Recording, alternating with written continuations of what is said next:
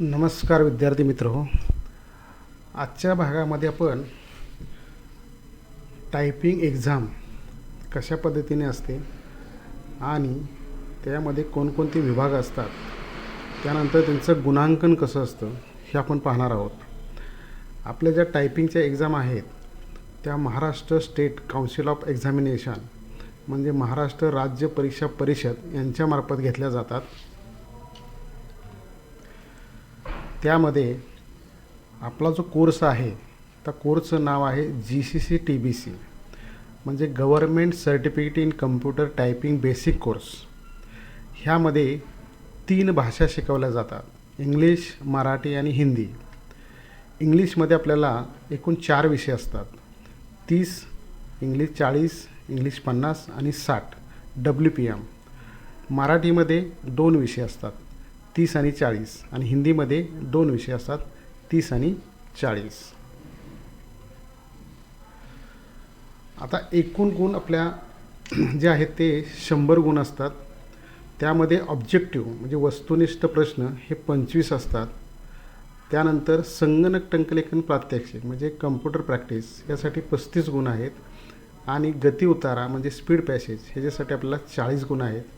आणि परीक्षेसाठी आपल्याला एकूण कालावधी जो आहे तो 90 मिनिटाचा आहे. आता ह्याच्यामध्ये एकूण 3 विभाग येतात. त्यामध्ये पहिला विभाग सेशन जो आहे तो वस्तुनिष्ठ प्रश्न.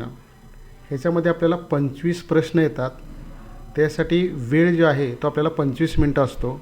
एकूण गुण आहेत ते 25 असतात. आणि आपल्याला पास होण्यासाठी किमान 40% म्हणजे 10 गुणांची आवश्यकता आहे. आता या ऑब्जेक्टिव्हमध्ये बहुपर्यायी प्रश्न असतात, म्हणजे एक क्वेश्चन आणि त्याच्यामध्ये 4 पर्याय दिलेले असतात. त्यातला तुम्ही योग्य पर्याय निवडायचा असतो. जर बरोबर उत्तर आले तर एक गुण त्याला मिळतो. विद्यार्थ्याला ह्या सेशनमध्ये तुमची परीक्षा ही इंग्लिश असो, मराठी असो किंवा हिंदी असो, तुम्हाला तिन्ही भाषेमध्ये प्रश्न ओपन करण्याची मुभा असते. जसं की तुमचा जर परीक्षा इंग्लिशची असेल तर त्याच्यामध्ये ऑब्जेक्टिव्ह प्रश्नामध्ये तुम्हाला इंग्लिशमध्ये सर्व प्रश्न येतात, पण तुम्ही ते प्रश्न मराठीमध्ये किंवा हिंदीमध्ये सुद्धा पाहून ते सोडवू शकता. पुढचा विभाग जो आहे त्यामध्ये कम्प्युटर प्रॅक्टिस. ह्याच्यामध्ये एकूण 35 गुण आहेत आणि कालावधी आपल्याला 58 मिनिटाचा आहे. ह्याच्यामध्ये आपल्याला ईमेल, पत्र आणि तक्ता हे 3 ऑप्शन येतात. ह्याच्यामध्ये आपल्याला एकूण वेळ जो आहे तो 58 मिनिटाचा आहे. आणि ईमेलसाठी जे गुण आहेत ते 5 आहेत, लेटरसाठी गुण आहेत ते 15 आहेत, आणि तक्ता म्हणजे स्टेटमेंटसाठी जे गुण आहेत ते 15 आहेत. आता ह्या तिन्हीमध्ये मिळून आपल्याला 40% पासिंग म्हणजे एकूण 35 पैकी 14 गुण मिळाले की तुम्ही पास आहात. आपल्याला कमीत कमी 14 गुण ह्या तिन्हीमध्ये मिळवायचे आहेत. पुढचा विभाग जो आहे तो आहे गती उतारा म्हणजे स्पीड पॅसेज. ह्याला 40 गुण आहेत आणि कालावधी 7 मिनिटाचा आहे. तुमचा विषय कोणताही असो, इंग्लिश 30, मराठी 30 किंवा 40, ह्याच्यासाठी तुम्हाला वेळ म्हणजे कालावधी हा 7च मिनिटाचा राहील आणि एकूण गुण असतील 40 आणि आपल्याला पासिंगसाठी 16 गुणांची आवश्यकता असते. आता ज्या वेळेला आपण परीक्षा केंद्रावर जातो आणि आपली परीक्षा सुरू होते त्यावेळेला आपल्याला अशा प्रकारचं पेज समोर येतं. ह्याला लॉग इन पेज म्हणतो. ह्यामध्ये युजर नेम आणि पासवर्ड आपल्याला टाकायचा असतो. तर युजर नेम म्हणजे तुमच्या हॉल तिकीटवर असलेला सीट नंबर आणि पासवर्ड त्या सीट नंबरच्या पुढच्या रकान्यामध्ये तुम्हाला पासवर्ड दिलेला असतो.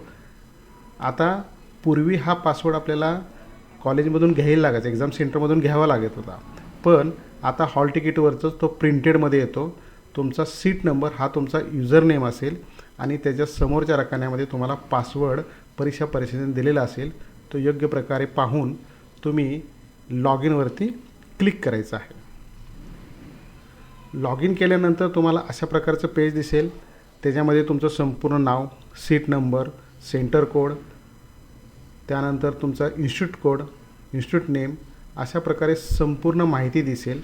आणि खाली आपल्याला इथे सब्जेक्ट तुमची जी परीक्षा आहे तोच सब्जेक्ट इथं दिसतो आहे का तो पाहायचा आहे, बॅच नंबर, अशा प्रकारे डेट, ही संपूर्ण माहिती तुमची ॲडमिट कार्डवरती दिसेल. त्यानंतर खाली जर पाहिलं आपल्याला तर फॉर एक्झाम कंट्रोलर असा पण ऑप्शन दिसतो आहे. त्यामध्ये लॉग इन आणि पासवर्ड आहे, तो कंट्रोलर त्याचा युजर नेम आणि पासवर्ड टाकेल. त्या खाली आपल्याला एक पॉईंट दिसतो आहे ऑन टाईम आणि लेट टाईम. तर तुम्ही बरोबर टाईमवरती एक्झाममध्ये जर पोचला तर तुम्हाला ऑन टाईमवरती मार्क केला जातो, आणि लेट टाईम असेल तर तुम्हाला एक्झाममध्ये मॅक्झिमम 10 मिनटं तुम्ही उशिरा जाऊ शकता. त्यापेक्षा जास्त वेळ उशिरा गेला तर एक्झाम सेंटरमध्ये एंट्री मिळत नाही. आणि अशा प्रकारे तुम्ही 10 मिनटं जर लेट गेला तर लेट मार्कवरती क्लिक करून तुमचे ते 10 मिनटं हा जो वेळ आहे हा तुमच्या ऑब्जेक्टिव्ह सेशनमधून वजा केला जातो. त्यामुळे शक्यतो काळजी घ्यायची की एक्झाम सेंटरवरती आपण वेळेत पोचू आणि एक्झामच्या टाईममध्ये आपल्याला एक्झाम देता येईल. आता हे सर्व पासवर्ड टाकल्यानंतर लॉग इनवरती क्लिक केल्यानंतर तुम्हाला सूचना दाखवली जाते. ह्याच्यामध्ये तुम्हाला काय सूचना दिलेल्या आहेत, एक्झामसाठी काय काळजी घ्यायची, शॉर्टकट कीज वापरू नयेत, अशा प्रकारची ही सूचना, बरेचसे पॉईंट्स असतात. ते वाचून खाली आपल्याला बॉटमला स्टार्ट एक्झाम असे बटन दिलेले आहे. त्याच्यावरती क्लिक केल्यानंतर पहिला विभाग जो चालू होतो तो विभाग आपला चालू होतो ईमेलचा. डाव्या बाजूला क्वेश्चन पेपर दिलेला आहे, तो पाहून आहे असा उजव्या भागामध्ये आपल्याला तो टाईप करायचा आहे. टोटल ईमेलला आपल्याला 5 मिनटं वेळ आहे आणि 5 गुण आहेत. तर हा व्यवस्थित ईमेल पाहून उजव्या बाजूला लिहायचा आहे. त्यानंतर तो सेंड करायचा आहे. सेंड केल्यानंतर आपल्याला जो पुढचा जो विभाग येणार आहे तो आहे स्पीड पॅसेज, गती उतारा. ह्याच्यामध्ये काळजी घ्यायची आहे. सुरुवातीला गती उतारा सुरू झाल्यानंतर आपल्याला 30 सेकंदाचा एक टायमर दिसेल. तो टायमर जोपर्यंत सुरू आहे तोपर्यंत आपल्याला इथं कोणतंही अक्षर किंवा काहीही टाईप करता येत नाही. 30 सेकंदाचा टाईम संपल्यानंतर आपल्याला डाव्या बाजूला दिलेला गती उतारा किंवा स्पीड पॅसेज पाहून उजव्या बाजूच्या मोकळ्या रिकाम्या जागेमध्ये तो लिहायचा आहे. ह्याच्यामध्ये एक काळजी घ्यायची आहे, जसा गती उतारा दिलेला आहे त्या पद्धतीनं उजव्या साईडला टाईप करून घ्यायचा आहे. प्रथमचा टॅब देऊन आपल्याला गती उतारा सुरू करायचा आहे. पॅराग्राफ जिथं संपेल, म्हणजे इंग्लिशचा पेपर तुमचा असो किंवा मराठी असो किंवा हिंदीचा असो, पॅराग्राफ संपल्यानंतर एकही स्पेस न देता आपल्याला इंटरप्रेस करून दुसरा पॅराग्राफचा टॅब द्यायचा आणि त्यानंतर तुमचा पॅराग्राफ सुरू करायचा. असे तुमचे 1 पॅराग्राफ असो, 2 असो, 3 असो किंवा 4 पॅराग्राफ असो. जसं जसं 40चा विषय असेल त्याला कधीकधी 3 किंवा 4 पॅराग्राफसुद्धा असतात. फक्त पॅराग्राफ संपल्यानंतर कुठेही स्पेस न देता आपल्याला इंटरप्रेस करून नेक्स्ट किंवा थर्ड पॅराग्राफ आपल्याला सुरू करायचा आहे. शेवटचा मात्र पॅराग्राफ संपल्यानंतर स्पेस किंवा इंटर देऊ नये. त्यानंतर आपला पॅसेज टाईप करून झाल्यानंतर जर आपल्याला त्यामध्ये काय दुरुस्ती करायची असेल, चुका सुधारायच्या असेल तर तीसुद्धा मुभा आपल्याला परीक्षा परिषदेने दिलेली आहे. तुम्ही बॅकपेस किंवा डिलीट कीचा वापर करून तुमच्या चुका सुधारू शकता. त्यासाठी तुमचे मार्क्स कमी होणार नाही आहेत. तुमचा पॅसेज सबमिट केल्यानंतर पुढील विभाग जो चालू होतो तो स्टेटमेंटचा. स्टेटमेंटमध्ये डाव्या बाजूला दिलेल्या सीटमधील स्टेटमेंट पाहून उजव्या बाजूच्या सीटमध्ये आहे असं आपल्याला टाईप करून घ्यायचं आहे आणि त्याचं फॉर्मॅटिंग वगैरे करायचं आहे. दिलेल्या वेळेचा पूर्ण वापर करायचा. स्टेटमेंटला आपल्याला 20 मिनटं वेळ आहे आणि त्याला एकूण 15 गुण आहेत. टायपिंगला आपल्याला 7.5 गुण आणि फॉर्मॅटिंगला 7.5 गुण आहेत. त्यामुळे राहिलेल्या वेळेमध्ये आपण चुका सुधारू शकतो, दुरुस्ती करू शकतो. फॉर्मॅटिंग राहिला असेल तर ते सुद्धा करू शकतो. एखादं टेक्स्ट अक्षर काही चुकीचं असेल तर ते सुद्धा आपण दुरुस्त करून घेऊ शकतो. त्यामुळं प्रत्येक विभागात तुम्हाला जेवढा वेळ दिलेला आहे त्या वेळेचा पुरेपूर वापर करून आपण त्यामध्ये चुका सुधारून स्टेटमेंट पूर्ण करून घ्यायचे आहे. पुन्हा पुन्हा ते चेक करून राहिलेल्या वेळेमध्ये चेक करायचं आहे आणि मगच ते सबमिट करायचं आहे. स्टेटमेंट पूर्ण झाल्यानंतर आपल्याला पुढील जो विभाग येतो तो लेटर विभाग आहे. ह्याला साधारण आपल्याला 30 मिनटं वेळ दिलेला आहे. एकूण 15 गुण आहेत. त्यामधील टायपिंगसाठी आपल्याला 7.5 गुण आणि फॉर्मॅटिंगसाठी 7.5 गुण दिलेले आहेत. डाव्या बाजूला दिलेले लेटर आहे असे उजव्या बाजूला व्यवस्थित टाईप करून घ्यायचे आहे. त्याचं फॉर्मॅटिंग व्यवस्थित करायचं आहे आणि राहिलेल्या वेळेमध्ये आपल्या जे काही चुका असतील त्यासुद्धा आपण इथं सुधारू शकतो. चुका दुरुस्त करण्यासाठी बॅकपेस किंवा डिलीट बटनाचा वापर करून आपण व्यवस्थित ते चुका सुधारून टाईप करून घ्यायच्या आहेत. दिलेल्या वेळेचा पुरेपूर वापर करून पूर्ण लेटर टाईप करून झाल्यानंतर मगच सबमिट बटनावरती क्लिक करायचं आहे.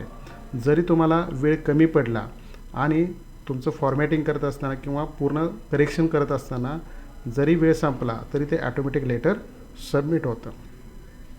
लेटर सबमिट झाल्यानंतर आपल्याला जो शेवटचा विभाग आहे तो म्हणजे आपले वस्तुनिष्ठ प्रश्न किंवा ऑब्जेक्टिव्ह. ह्याच्यासाठी आपल्याला 25 मिनटं वेळ दिलेला आहे आणि त्यासाठी आपल्याला 25 मार्क्स आहेत आणि एकूण आपल्याला जे क्वेश्चन आहेत ते 25 आहेत. एक प्रश्न 1 गुण, अशा प्रकारे आपल्याला हे 25 मिनटामध्ये 25 क्वेश्चन सोडवायचे आहेत. आता तुमचा पेपर इंग्लिश असेल तर तुम्हाला इंग्लिशमध्ये सर्व प्रश्न दिसतील, परंतु आपल्याला जर मराठीमध्ये किंवा हिंदीमध्ये ते प्रश्न सोडवायचे असतील तर आपल्याला ह्या भागामध्ये लँग्वेज दिलेले आहेत इंग्लिश, मराठी, हिंदी. तुम्ही कोणत्याही भाषेमध्ये तो प्रश्न सोडवू शकता. म्हणजे तुम्हाला एखादा प्रश्न इंग्लिशमध्ये सोडवायचा आहे, एखादा मराठीत सोडवायचा आहे किंवा एखादा इंग्लिशमध्ये सोडवायचा आहे, तर त्या पद्धतीनं आपण तो प्रश्न सोडवू शकतो. तर भाषेची मुभा आपल्याला इथं दिलेली आहे. तुम्ही जसे जसे प्रश्न सोडवत जाल तसे खालच्या बॉटमला नंबर्स ते जे ग्रीन होत जातील. एखाद्या प्रश्नाचं उत्तर तुम्ही सोडवलं नसेल तर तिथं तो आपल्याला रेड कलरमध्ये दिसतो आणि सोडवलेले प्रश्न सगळे ग्रीनमध्ये दिसतात. तर सगळे अंक आपले खालचे 25 क्वेश्चनचे ग्रीन झाले पाहिजेत. आता ह्याच्यामध्ये तुम्ही एखादा ऑप्शन निवडला असेल आणि तुम्ही पुढं नेक्स्ट करत गेलेला असेल, सगळे प्रश्न सोडवून झाले आणि जर तुम्हाला वाटलं की आपल्याला एखादा ऑप्शन बदलायचा आहे तरी तुम्ही तो ऑप्शन बदलू शकता आणि त्याच्यामध्ये बदल करून परत तुम्ही शेवटी सबमिट करू शकता.